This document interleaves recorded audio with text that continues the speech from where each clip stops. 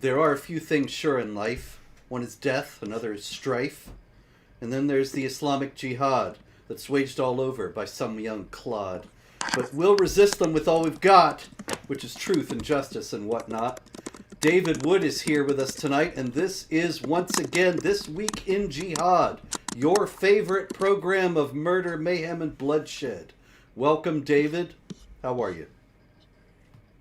Hey, how you doing, Robert?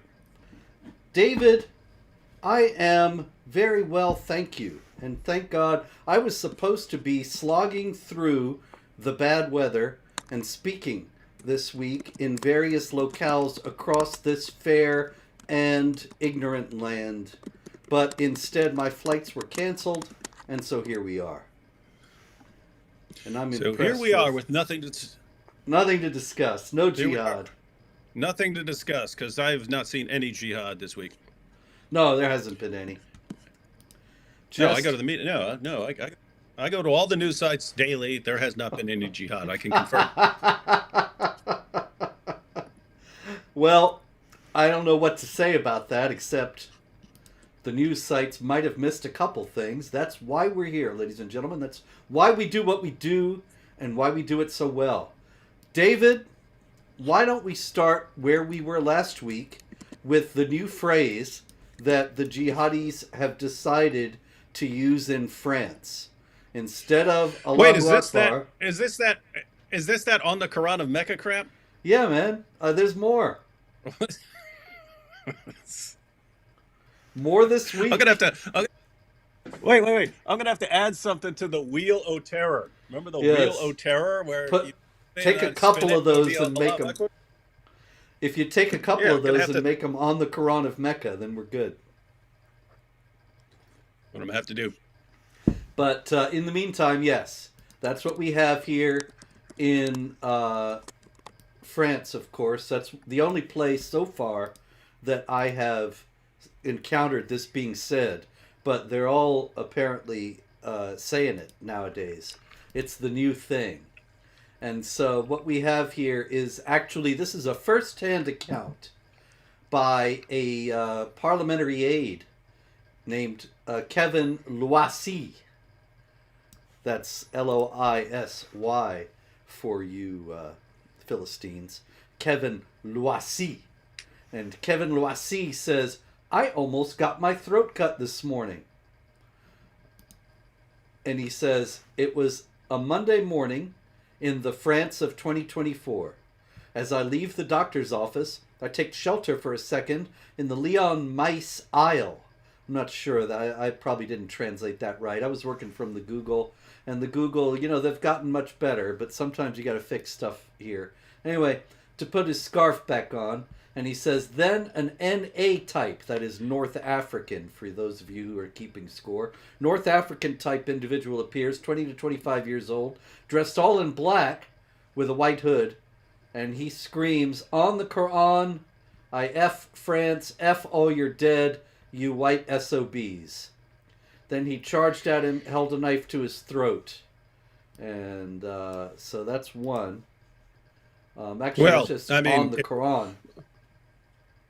Yeah, but there's one thing we can all agree on, that this is a small price to pay for diversity. Go ahead. Yeah, it's beautiful what France has become.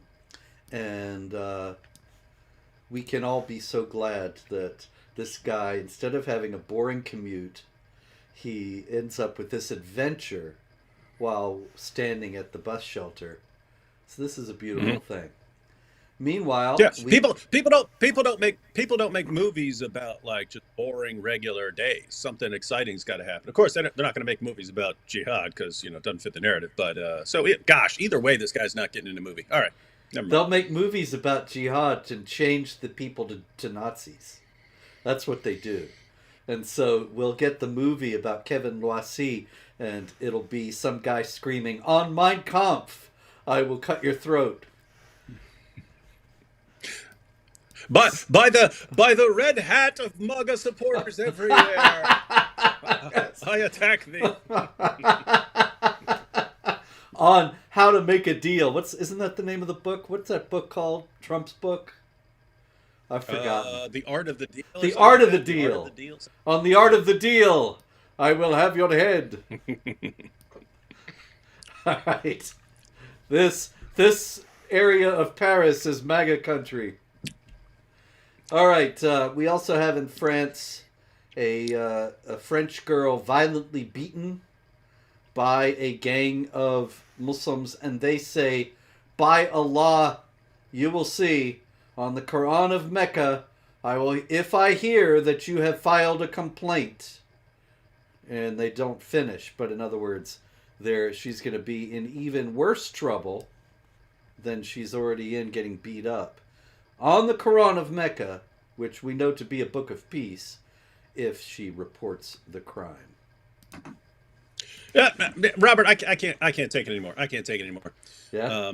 I mean, I really can't. I can't take all this on the Quran nonsense anymore. So it's just going to be new rule.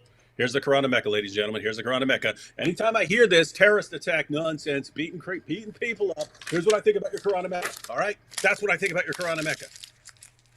Stop doing that. All right, can't take it anymore. All right. I think we should. It's good you have a good sense of humor. It's good you have a good sense of humor about this, because there are other people like, I can't believe you just did this. Guys, they're bullying people, thugging out on people, threatening people, killing people, and you just can't stop being worried about their feelings. My goodness. Yeah. Well, the problem is then they use it as an excuse to kill more people, but they would have some other excuse anyway. I was actually just thinking it would be nice to take that bit and isolate it out of this stream and use that over and over again, like, and we are proud of that, and all the rest of them. But anyway, ISIS is back, David. I'm sure you've been missing them. And they were put up...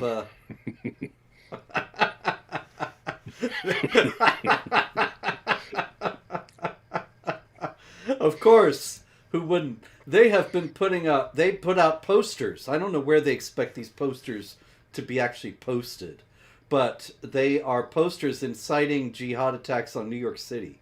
This is part of their new "Kill Them Wherever You Find Them" campaign. Where did they come up with this catchy title for their new ad campaign? I'll go with Quran for 200, Alex. Quran for 200 is correct. So you get an extra bonus spin of the Allahu Akbar wheel. And kill them wherever you find... Yeah. Oh, yeah. You said you couldn't figure out where they're going to hang these posters, but I'm sure all the people who are going around tearing down the posters of the Israeli hostages, I bet they'll be happy to put them up in place posters. Yeah, no problem there. That's a good idea. They've got a whole army now of people who can put up their posters for them in place of the Israeli hostage posters. All right, and kill them wherever you find them. The first poster depicts an armed man, 3 bullets, and a sketch of a building. Now, what I don't really understand is it says, New York, New York, June 16th, 7 p.m., 1937.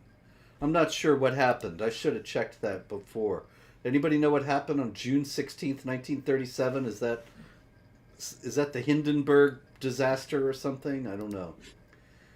Anyway, it says, identify the target, trust in Allah, and execute the attack. The second poster depicts the New York City skyline in flames and an armed man brandishing a weapon, and the caption says, "Go get them, O monotheist." I loved that. Go get them, O monotheist. David, you got to admire their ability to come up with a catchy phrase. Yeah, that is powerful. They call for... Hey, Robert. Yes, someone's saying my volume. Someone's saying my volume's too low. Is that correct? Your volume looks fine to me. Are there other people saying there's one person saying that I saw briefly? Are there others? Yeah, but sometimes that's what I mean. Some people just say it to try and throw off the show. So I don't know. It might be the case because according to the green line, you look fine. Okay, then we're good. Yeah, the green line don't lie. All right, Jews, Christians. The poster Go get them, O monotheist. It says that Muslims should kill Jews, Christians, or their allies on the streets and roads of America, Europe, and the world. Lions of Islam, chase your prey, whether Jews, Christians, or their allies, on the streets and roads of America, Europe, and the world. Break into their homes, kill them, and steal their peace of mind by any means you can lay hands on. Understand that you are the arm of the Islamic State, hitting in the unbelievers' homelands and avenging the Muslims in Palestine, Iraq, Syria, and other Muslim countries. Solidify your plans and diversify your attacks. See there for diversity. Detonate explosives, burn them with grenades and fiery agents, shoot them with bullets, cut their throats with sharp knives, and run them over with vehicles. A sincere person will not lack the means to draw blood from the hearts of the Jews, the Christians, and their allies, and thus ease the suffering in the hearts of the believers. That business about easing the suffering in the hearts of the believers is from the Quran, chapter 9, verse 14, where it says, "Fight them, and Allah will punish them by your hands, and soothe the bosoms of the believers," not the unbelievers, the believers. If you're all upset, do some jihad. It's therapy. And we're supposed to respect the ideology and the book that causes these guys to keep calling for this stuff, right? Yep. If you don't respect it, then you're an Islamophobe. You're a bigot. You're a racist. Robert, this was just going to be a response to this whole on the Quran of Mecca stuff that they keep using now to attack people. I don't know. I'm just on a roll. I'm just on a roll with these ISIS guys now. These guys, I'm just sick of it. I'm sitting there one day and I'm thinking, you got all these Daniel Haqiqatjou guys and the Ali Dawa and the Muhammad Hijab, and we just sit around as they're like calling.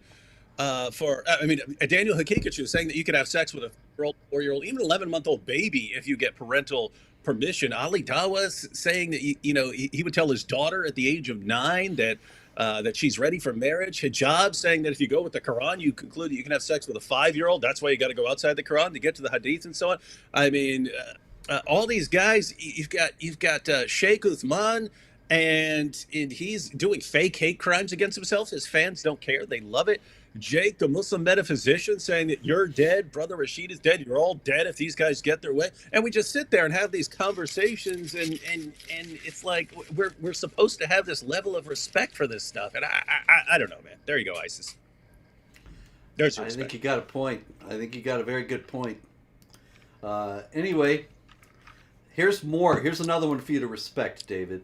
And this is another service that we provide at jihadwatch.org and also at This Week in Jihad, and that is that we cover stories that do not make the English media at all. I mean, now, most of the stories we cover here don't make the major media. They're covered by the wire services, AP or Reuters or AFP or one of the other ones, but they're not out there in CNN or even Fox. You have to know where to find them.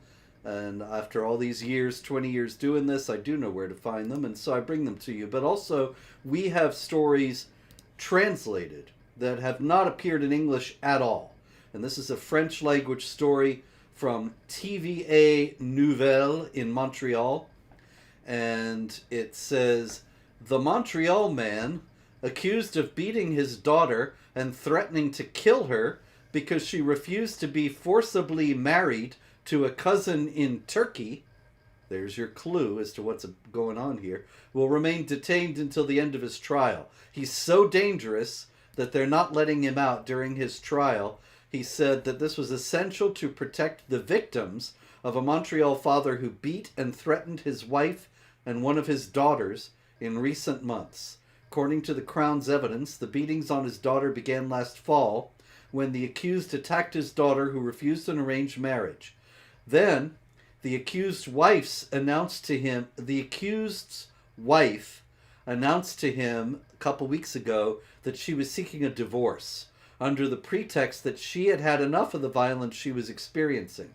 It was then that he became angry to the extent that he said He was going to go kill his wife and daughter with a knife, cut them into small pieces, and as for the daughter in particular, rape her corpse.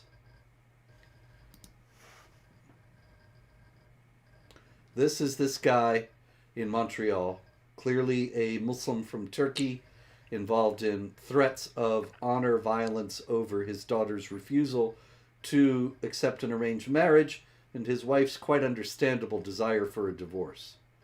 David, this is worthy of respect, is it not? Yeah, we got to respect that. But by the way, you mentioned a couple minutes ago. You pointed out that you cover these stories, and you have to actually, be a detective to even track down these stories because people don't share them and so on. But it's interesting how the media can kind of create a problem based on what they focus on, right? They can pick anything in the world and just run stories about it all day and make it sound like it's this huge issue, even if it's not. So they can do that. On the other hand, they can take something that is a huge problem, that is a huge issue, and completely ignore it, so that people never understand what the problem is. But I mean, could you imagine how concerned people might be about Islam and jihad if it actually reported all this stuff that happens? Yeah, if this were major news all the time, then there would be massive upheaval. People would be saying, how can you be bringing mass numbers of Muslims into the country without making any effort to determine what they believe about these hot button issues? And what are the implications for the non-Muslims in the country, particularly the Jews and the other targeted groups? It would be a huge change in the culture, the political culture of the entire West, but it's not on the horizon. And so now we can see the significance of groups like the Council on American Islamic Relations labeling anyone who reports on anything having to do with Islam racist, Islamophobic, hate-mongering bigots.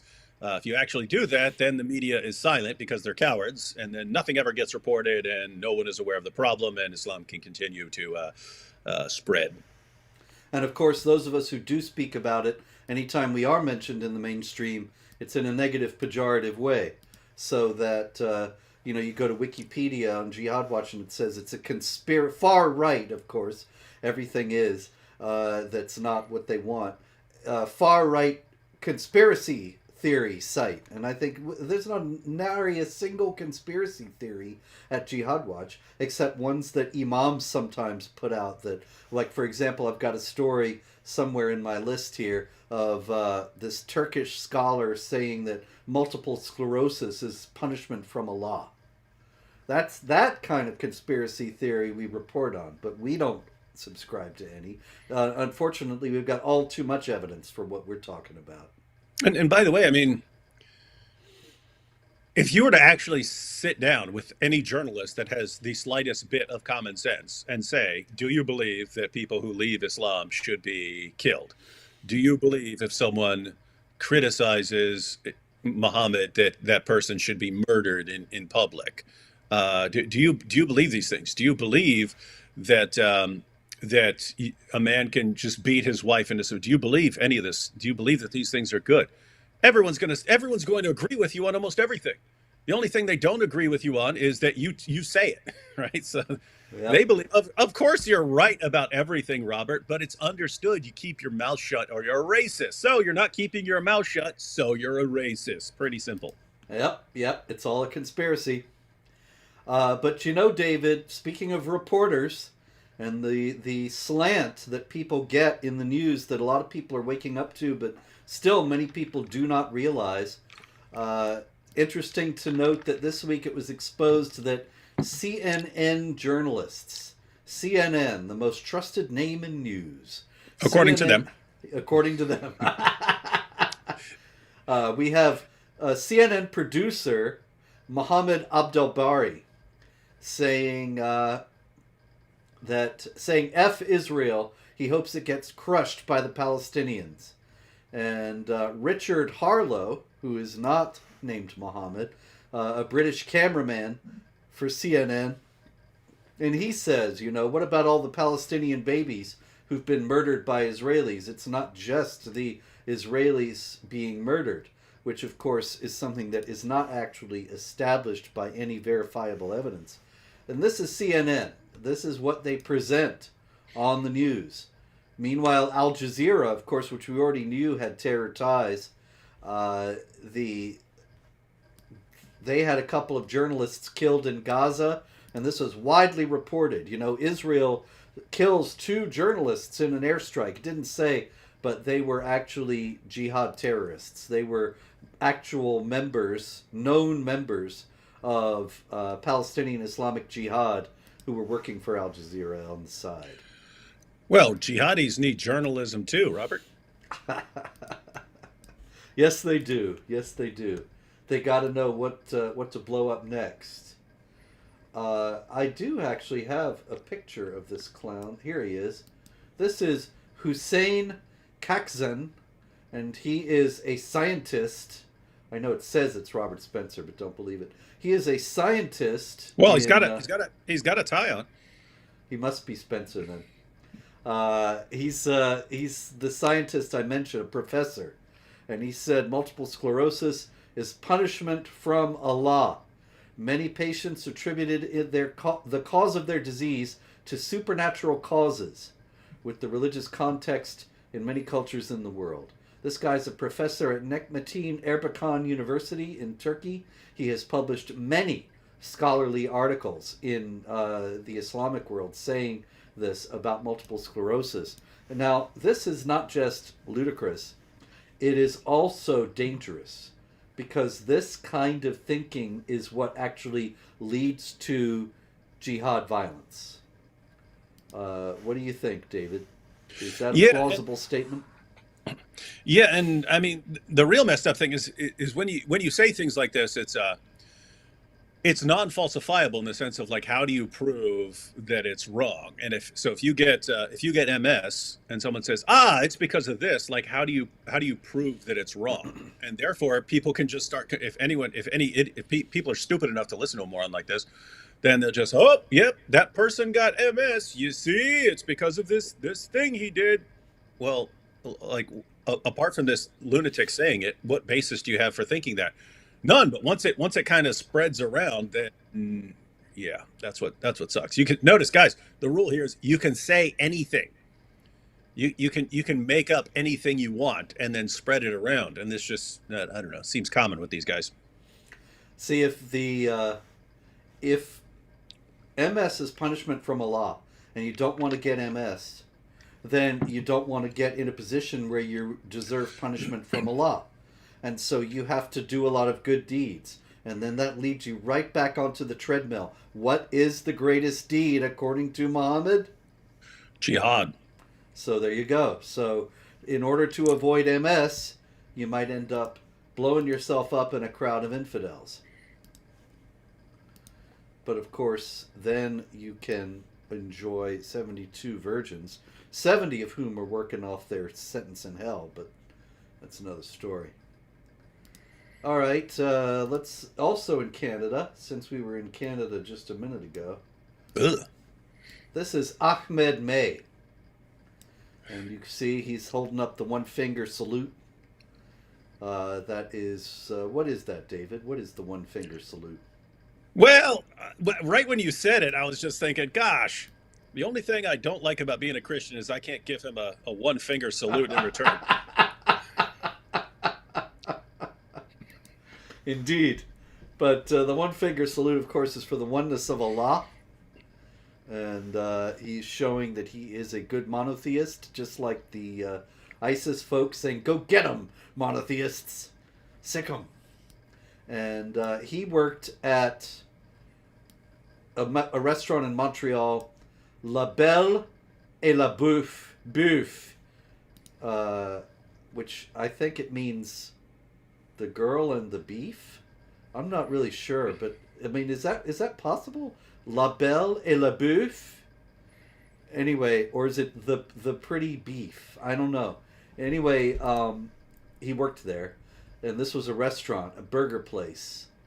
and they had fine French hamburgers to go with their French fries.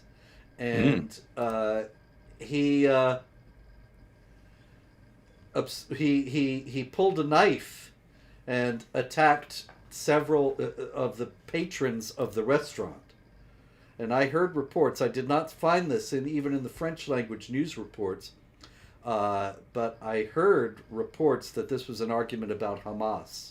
Oh, Beauty and the Beef. Thank you. So it's like Beauty and the Beast. Yeah, but with beef instead. See how smart the French people are with their little restaurant names. Very clever, very clever. So one time I was at this was in Queens, New York, and I was walking down the street, and there's a pita place. There's a pita place. It's called Pita Pan. I'm like, wow, Pita Pan, okay. And then right beside it was a hookah lounge that's called Hookah Lounge.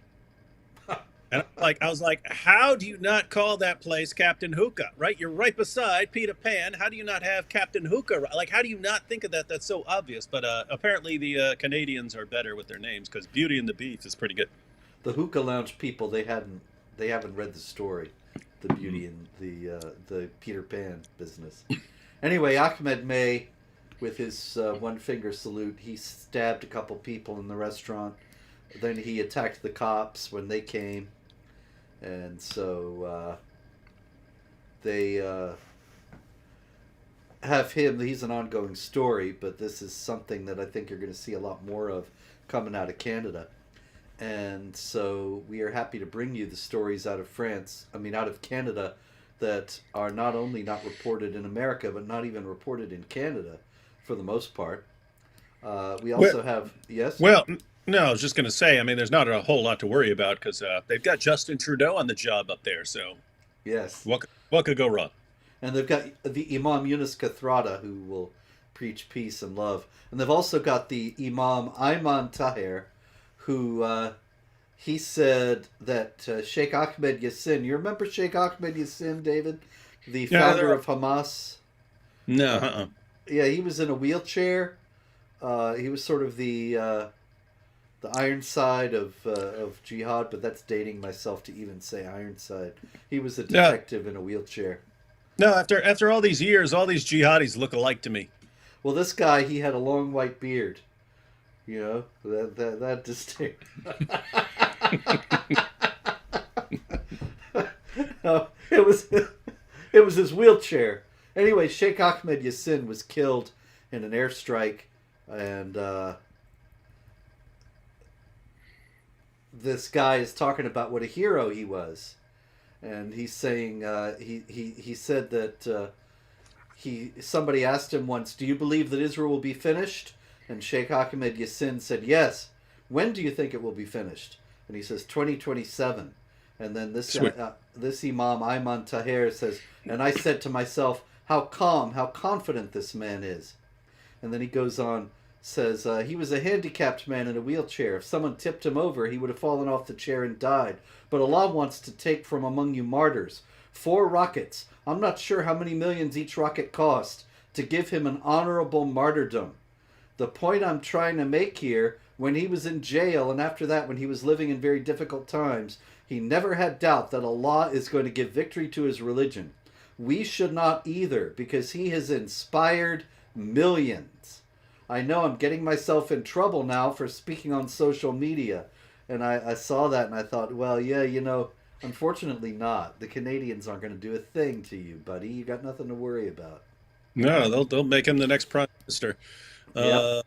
Yeah, so these timelines, I actually like it when they get little time frames, because AP's been playing this clip of these Hamas guys saying in 2018 that Israel would be gone by 2022.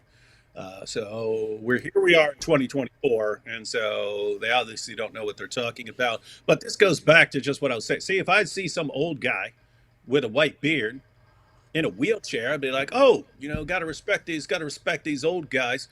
But he's a jihadi. I would slash the tires on his now. Anyway, I'd slash the tires on his wheelchair. Anyway, sorry. Go ahead. All right. Anyway. I'd be like, listen here, you old fart. You're not getting any respect from me. I'll slash the tires on your wheelchair, push you down a hill. What? Well, speaking of disrespect to the disabled, we had a bunch of pro-Hamas protesters show up at Memorial Sloan Kettering Cancer Center in New York City. And I had to, that kind of took me back, David, because back in 2019 when I died, when I came to about 10 days later, they were asking me, they didn't know how much I had brain damage, which was not at all, but they didn't know that then. And so they were asking me questions like, where are you? And I kept saying Sloan Kettering. And I had no idea why I thought I was in Sloan Kettering. I was not. I was in a completely different hospital. But I always have had a soft spot for Sloan Kettering ever since. But the jihadis do not share that view, David. They say that they showed up at Memorial Sloan Kettering, a hospital in New York City for cancer patients. Little children with cancer came to the windows to see what the commotion was all about, and they're actually captured on the video saying, "Make sure they hear you. They're in the windows and they're shouting shame on you to these little kids with cancer because they're not supporting the jihad against Israel." Mm-hmm. Which probably they weren't thinking about very much in Sloan Kettering, to tell you the truth.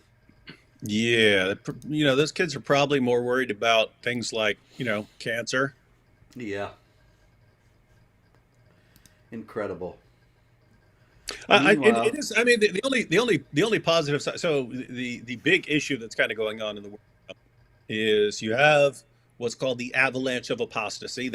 We didn't come up with that. They came up with that name, the tsunami of apostasy, the avalanche of apostasy. They're the ones posting videos and speaking at conferences in an absolute panic state that Islam is crumbling from within. I mean, you've seen the statistics. 40% of Iranians still consider themselves Muslims.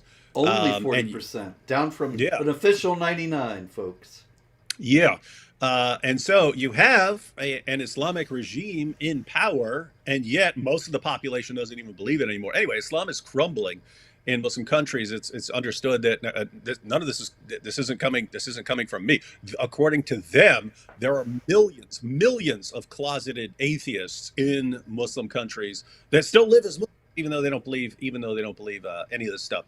And so Muslims understand this, and they're doing the math in their head. Wait, if the rate of apostasy went from close to zero, the rate of apostasy among young people went from close to zero to 24% in a little over a decade, what's going to happen in the next 10 years, in the next 20 years? What if it accelerated that fast? What's going to happen in the next 10 or 20 years? So they're in a panic mode, and it's, what are we going to do?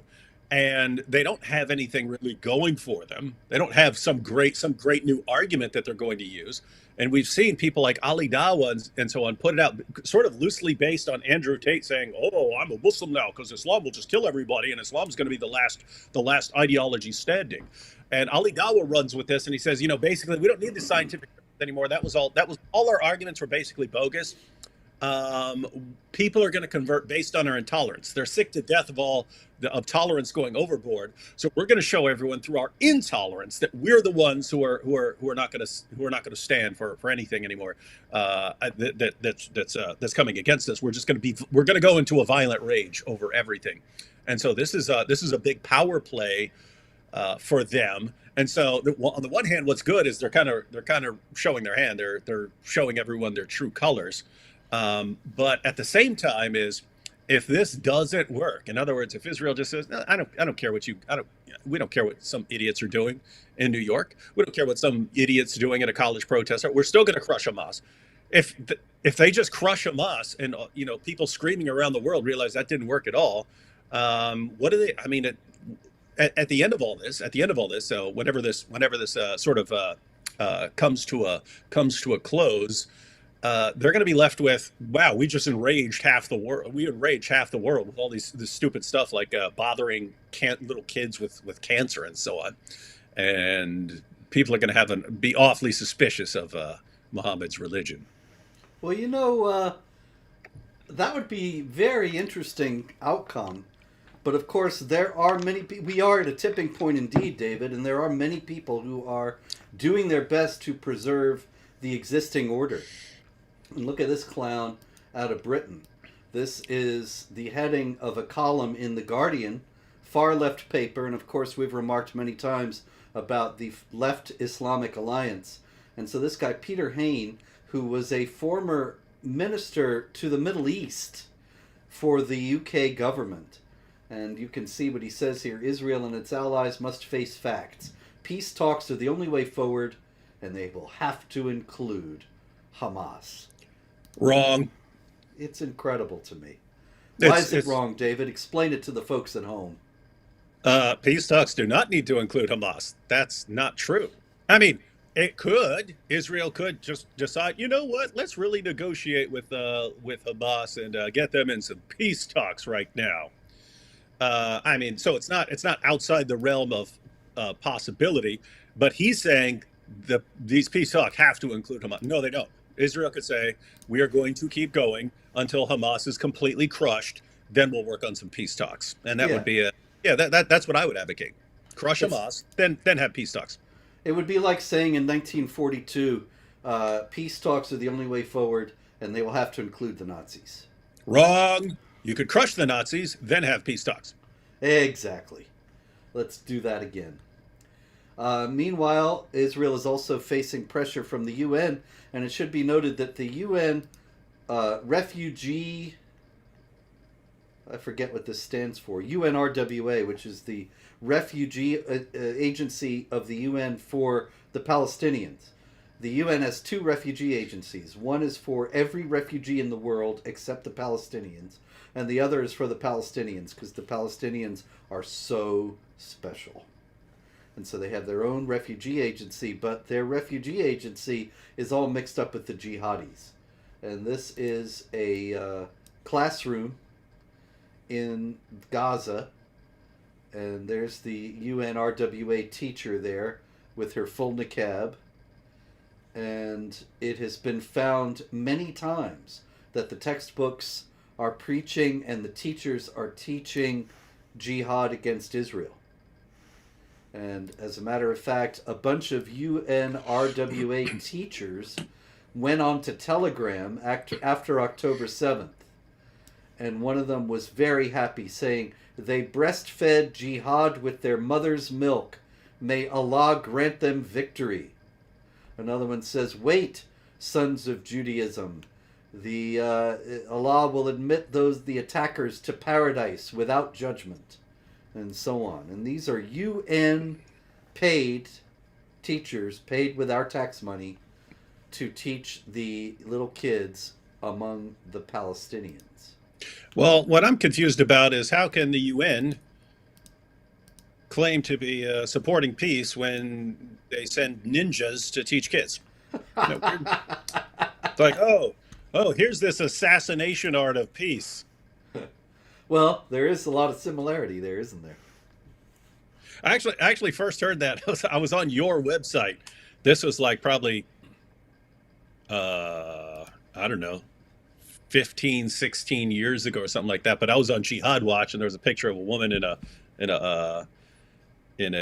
full niqab there, and my son, who was like 5 or 6 or something like this, he walked by and he goes, "Hey, Daddy, what are you doing looking at the ninja?" And I started cracking up laughing.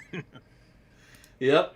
And it was funny that then I told that story to Nabil, and he told me about his little cousin. He was walking down the street with his cousin one time, and a woman walked by in a burqa, and like the kid looked up and he goes, "Ninja!" Yeah. Uh-oh. I'm glad her keeper wasn't around. Mm-hmm. All right, let's go to New York City, the city we know and love. This is Trevor Bickford. And you can tell from Trevor... Yeah, I know. Trevor... Trevor Bickford. That has got to be the whitest name I've ever heard in my life. Yeah, Trevor's also... You can tell from his little hat that he's a convert to Islam. And he is not quite clear on the concept because he's still got his dog. Yep. Gonna have to kill him, Trevor.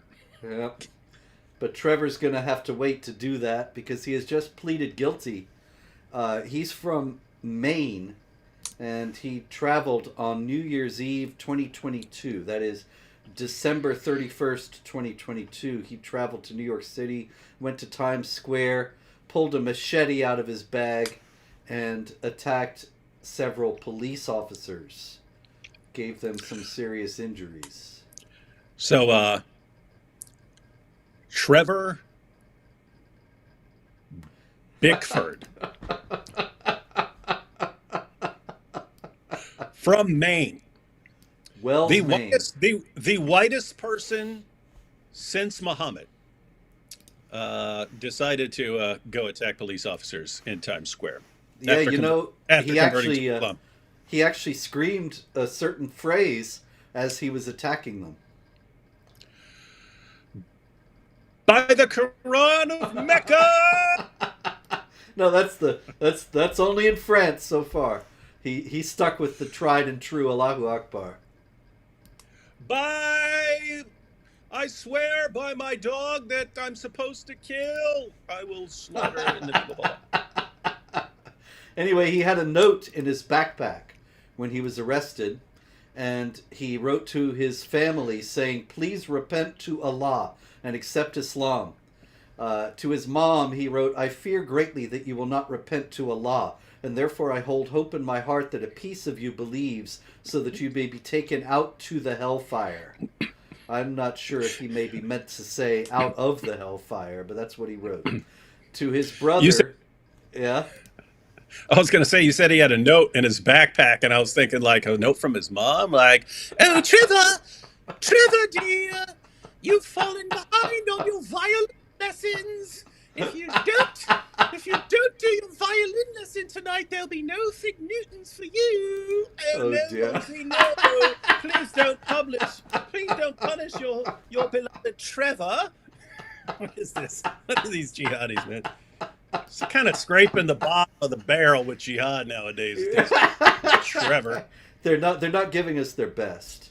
No, not getting the best. All right. Anyway, he said to his brother, "Please repent to Allah and accept Islam. I fear for you." And his other brother joined the Marines. So he writes to his Marine brother, "You have joined the ranks of my enemies, and for that I can give you no kind words. Return to Allah." Anyway, then he went and tried to kill a couple of cops. But now he says, in court, when he pled guilty, he said, "Oh, by the way, I'm schizophrenic." And so that's clearly an attempt, that's trying to get into the European thing of saying that all the jihadis are mentally ill. And meanwhile, of course, the press was all saying, "We're trying to figure out this guy's motive, and it's a total mystery." Mm-hmm. Yeah, it always is. It always is. And speaking And, of... and as you've pointed out before, but as we can point out 1,000 times over and over again, it is very, very odd that all of these people who convert to Islam and have mental disabilities and so on, and they go instantly crazy and so on, they all have some sort of delusion that their new religion is telling them to do something, and they all have the exact same delusion about what they're supposed to do. It's never, "Oh, I've converted to this new religion, and the voices are telling me to go help the homeless." It's never that. It's, the voices are telling me slaughter everyone in the name of Allah. It's like, wow, that voice is lining up pretty well with what Muhammad and the Quran say. What an amazing coincidence. Mm-hmm. Speaking of the clueless, the terminally clueless, this is Jared Polis. Terminally stupid. Yes. This is Jared Polis, the governor of Colorado. You can tell he's governor of Colorado because that's the Colorado state flag he's got wearing for a tie. And the Colorado state flag is pretty poor, I gotta say. It's just a big C. But anyway, he is governor of Colorado, and he recently delivered his State of the State message.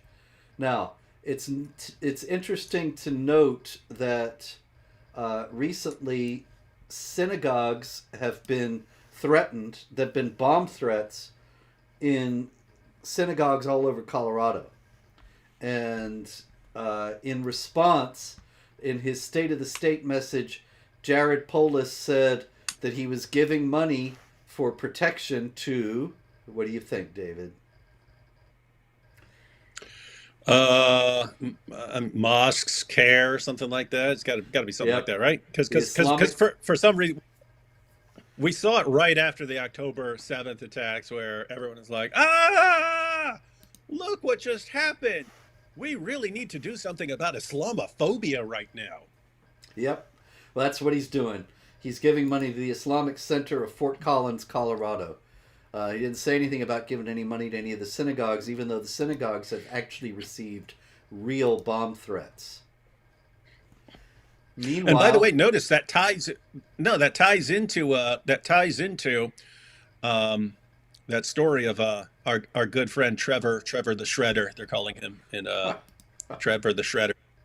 But you got Trevor the Shredder, and the reason, and we've talked about this before, but over in Europe, the reason they always buy this, oh, this guy went out and slaughtered a bunch of people in the name of Allah, he must be crazy, is because the myth that was spread by journalists and politicians and groups like CARE for all these years, that Islam is so incredibly peaceful, it's the religion of peace. Well, why do people become jihadis then? Well, I mean, they must actually be crazy, because only a crazy person could read, if anyone kills a man, it's as if he's killed all mankind, and think that you're supposed to go out and kill people, and therefore you must be insane. And so if you're Trevor, or if you're a jihadi and we're looking for motive, this guy obviously has to be crazy, because there's no way any sane person would conclude that Islam calls for violence. But it's the same thing. If you're absorbing this idea, no, Muslims protect Jews, Muslims love Jews, Muslims, it's a religion of peace. Hey, all these synagogues are getting threatened. Well, then we really need to support Islam, because that will protect Jews. So. Mm-hmm. Yep. I don't know where these people learn to think, if they ever did. Okay, in the same vein, another stupid governor. This is Al-Haji Jallo. And That's not a governor. No, he's not the governor. The governor is in the story, though. So bear with me. Oh, okay. We have Al-Haji Jallo of the Medina Community Center in Madison, Wisconsin. And clearly Al-Haji Jallo is a pillar of the community, because we also have him here. There he is. He's not a tall fellow. There he is. Can you see the pointer when I point, or can you only see the picture? No. I actually don't know that. I just see the picture. Oh, okay. Okay, well, I think there's somewhere in the settings for future reference. I think there's somewhere in the settings where you can click on like show your pointer or something like that. But yeah, otherwise. Okay, I'll research that. But in the meantime, there's yellow flowers on the table, and immediately to the right, from our perspective, is Al-Haji Jallo wearing a white robe and a keffiyeh, and then to his right is a fellow with white hair and glasses, and that's Tony Evers, or Evers, I don't know which one, the governor of Wisconsin. And this is Wisconsin's Eid celebration from last May. And Jallo was there with, as you can see, a number of other Muslim leaders. And Tony Evers was... There, Robert, there's always room for Jallo. Yes. Remember back in the 70s when they would serve it with lettuce? Anyway. That might have been before your time. Anyway. Yeah, it was too, Robert. Yikes. Al-Haji Jallo, it's just come to light. The Middle East Media Research Institute indispensable site, memory.org, they published excerpts just last week of a sermon that Al-Haji Jallo preached on October 13th, 6 days after the October 7th massacres. And he said, we neglected the principle of support, which is jihad for the sake of Allah. The only way that we can stop the oppression is to face the enemy the way they faced us. They face us with aggression, we should retaliate with aggression. Allah said in the Quran, fight in the path of Allah those who fight against you. They will fight, they will defend their religion, they will defend their land, not with their tongues, but with their blood. And he goes on and on in this vein, says, the only thing by Allah that can bring glory to this Islamic nation is jihad, which is mentioned in the Quran and the hadiths of the Prophet Muhammad. The only thing that can bring honor and glory to this nation is jihad. Okay, then he goes on. You ready for this, David? You strapped in? O Jews, you unjust, criminal, corrupt oppressors, stop. You will all most definitely be killed. The Jews, the aggressors, the evil, you describe them, what they do. By Allah, all of them will be killed by Muslims. They will all be executed by Muslims. They will all be killed. This is a divine promise that will inevitably be fulfilled. This is a promise from Allah, and it is going to happen. They will all be killed. They will all be killed. And on that day, the believers will rejoice in Allah's victory.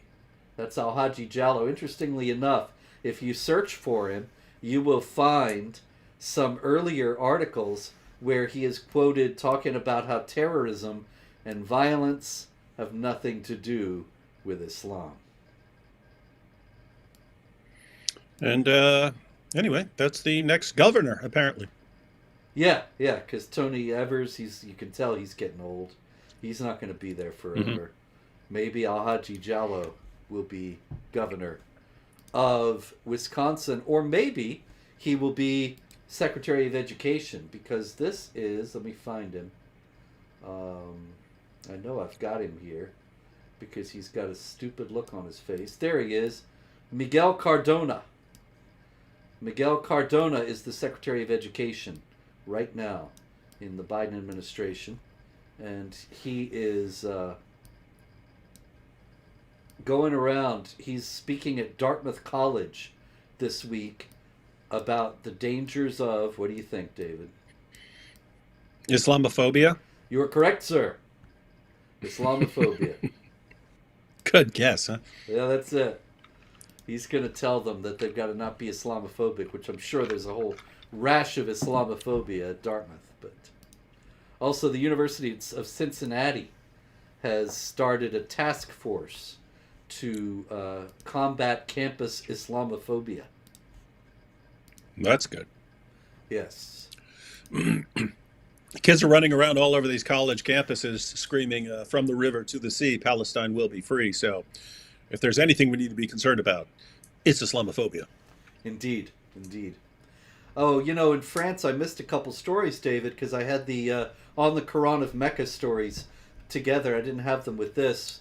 The old school French jihad, where we have, for example, in the Rue de Faubourg Saint-Jacques, a guy is standing there with broken bottles in his hands, and he says, Allahu Akbar, I'm going to kill a cop. And the cops took out their weapons, although they did not use them. Whoa! Ooh, they took out their weapons. That's Islamophobic. They did. That was so Islamophobic. Don't they realize you're supposed to willingly offer yourself up on the altar to be killed by these guys to show how tolerant you are? What's wrong with that? Britain understands you have to. Yeah, Britain understands you have to hand over thousands of 11 and 12-year-olds to be gang raped by these guys to show how tolerant you are. Well, what's a few police officers? Indeed. There's plenty more. After all, they can fill the ranks with Muslim police officers. In any case, we also had... And that would... You actually need something like that, Robert, because you know that verse, don't take the Jews and the Christians as friends. They are friends of one another, and this can be translated as protectors or allies or anything like that. But you have, that includes protectors. Don't take the Jews and the Christians as protectors. If you do, you're one of them. So to really show how tolerant you are, you need nothing but Muslim police officers, Muslim judges, anyone who's in a position of authority over other people has to be Muslim. Otherwise, it's going against their religion, and therefore, questioning how tolerant this France place really is. Well, yeah, but I think it's coming. You're going to have all Muslim police officers. It's coming pretty quick. Meanwhile, in the train station in Lyon, we have an Algerian who migrated to France and he is shouting Allahu Akbar, and he's brandishing a grenade. Turned out to be a dummy, a fake grenade. He was just trying to strike terror in the enemies of Allah. That is chapter 8, verse 60 of the Quran. You know, it's weird. You said you had this you had this immigrant there, and he's in France now, and he's shouting Allahu Akbar, and it really seemed like it was going to be Allahu Akbar. Thank you for blessing me to be in this country that I wanted to come to get away from the last Sharia compliant hellhole that I couldn't stand living in. Thank you, praise Allah, praise Allah. It's so great. But no, fake grenade. Wow, wild, weird stuff. Yeah, he could have bought a beret and a baguette and a bicycle and fit right in. A striped shirt. He could have been French. Castrated. No. Could have been castrated. Surrendered to the Germans. Anyway, we have also in France, in Avignon, where the popes of the 14th century lived. And now it's fallen on hard times. We had this guy, and he is shouting Allahu Akbar, and it turns out that he was a patient. He was suffering from psychiatric problems. And even though he had, of course, we don't know if the psychiatric problems are just jihad, because it goes on to say he had been poisoning the lives of his neighbors for many months. So even though he's a psychiatric patient, they've apparently let him out, and he's terrorizing his neighbors, and they don't care. So last week he starts screaming Allahu Akbar, sets fire to his own apartment, which of course endangered all the people around there. No, I mean, better his apartment than mine. Indeed.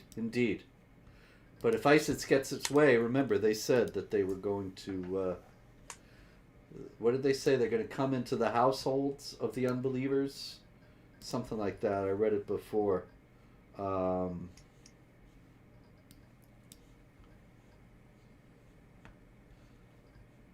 Start hitting in the... Oh, yeah, break into their homes. Kill them and steal their peace of mind. You sound skeptical, David. I don't know. Hey, David, we had an unusual thing happen, and that was a jihad incident in Japan. It was in Fuji Shitagumi, Hanyu City.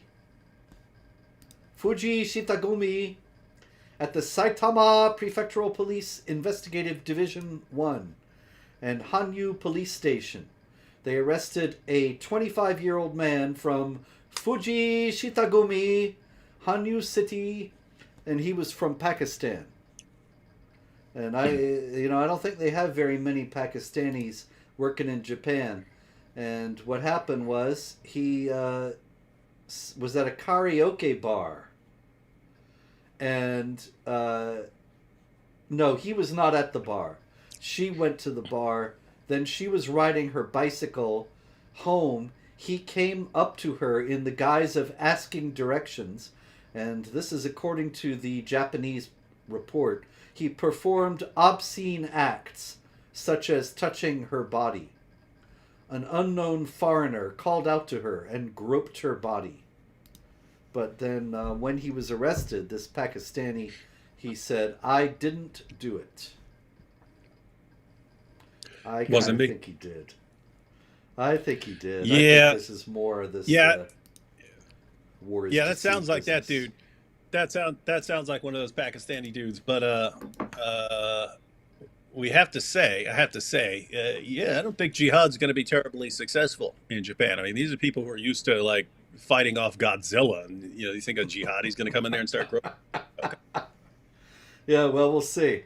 They might want to, get with the times and all that. They've been doing that since World War II. Anyway, one last in Germany, we have a migrant, I believe. He was a migrant. I'm not sure, actually. But in any case, a Somali. And he came up to an 11-year-old girl on a train. This girl was put on the train to visit her aunt. And so she's riding on the train to Dorfen. Auf Dorfen, ja? And in Dorfen, the man comes, on the train to Dorfen, this 29-year-old Somali comes, sits next to her, and starts stroking her bare knee. When she moved away from him, he followed her. After a while, he said to her, in his culture, a real man doesn't ask a woman for long, but instead grabs hold of her. He said he came to Germany a few years back to have a better life. And what's creepy is that's true, right? He did. He wants a place where he can go and molest a bunch of little girls. Yeah, probably not as easy and that's in a better life for him. Because in Somalia they're all covered. But I mean, think about it. I mean, if this guy's showing up and he wants to enter Germany, and they're like, "Hey, what do you want?" And he's like, "I want a better life." And they're like, "Oh, see, he just wants a better life. He just wants to work hard and contribute to society. He wants a better life." Whereas it's you got all these girls here. I want the little girls. Pretty creepy. Yep. But notice any one of these guys coming from Pakistan or anywhere else who wants to come to the UK or Germany or France or anywhere else, they're all going to be saying, I want a better life. Hey, I want a better life. And morons are interpreting that, oh, you must mean what we mean when we say we want a better life. You must mean that, when no, they do want better lives. They do want better lives. But what they mean by a better life is very, very different from anything you're thinking. And it pretty much goes exactly opposite of what you think they mean by better life. That's always been the case, all the way back to George W. Bush, way back after 9/11, saying we just want to fight to help moms and dads, ordinary moms and dads in Iraq. Mm-hmm. And I was thinking when I saw him say that, he should have said moms and moms and moms and moms and dads. But he was thinking that he said, they want justice, they want freedom, just like we do. And I thought, well, maybe they do, George, but they just don't think of it the way you do. They have totally different definitions of it based on the Sharia. Anyway, so, ladies and gentlemen, there's a lot more Jihad. You want to find it, it's at jihadwatch.org with all the sources, all your things you need. And meanwhile, if there is any more Jihad, we'll be back here next week. In the meantime, stay safe, keep your powder dry, pray, hope, and don't worry.